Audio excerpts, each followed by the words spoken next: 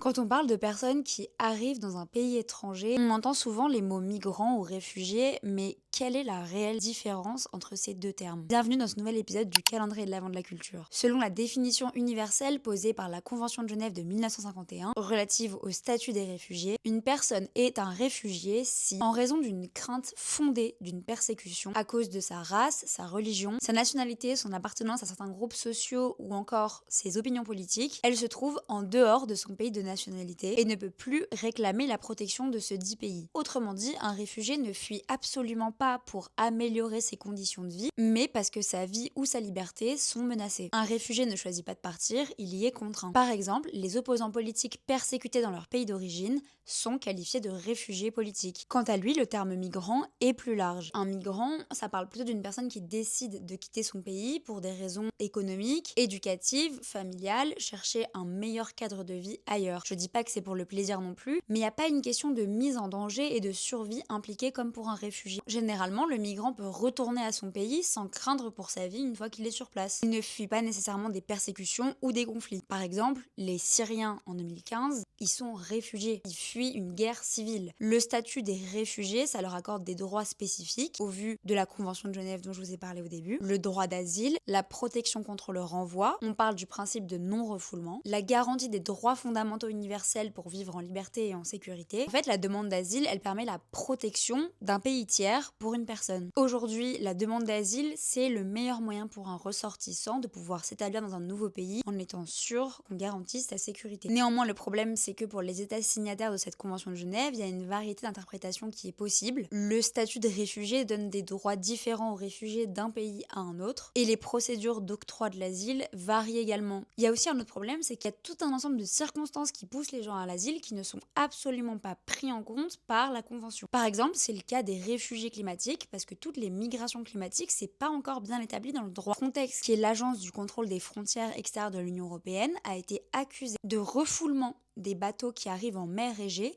sans même laisser aux personnes à bord de ces bateaux la possibilité de remplir une demande d'asile. La distinction migrant/réfugié, elle est hyper importante. Déjà parce que mélanger ces deux catégories, ça fausse les chiffres et ça réduit tout simplement la connaissance du droit des réfugiés. Ça pousse à l'affaiblissement des politiques d'asile mais aussi de la solidarité. Ainsi, le terme réfugié, c'est un statut juridique et politique, porteur d'un droit particulier. Confondre ces mots, c'est pas juste une question sémantique, c'est tout simplement lié des réalités qui sont extrêmement différentes et risquer d'affaiblir la protection nécessaire aux personnes en danger. Merci de m'avoir écouté, on se retrouve demain pour un prochain épisode du calendrier de l'Avent de la culture.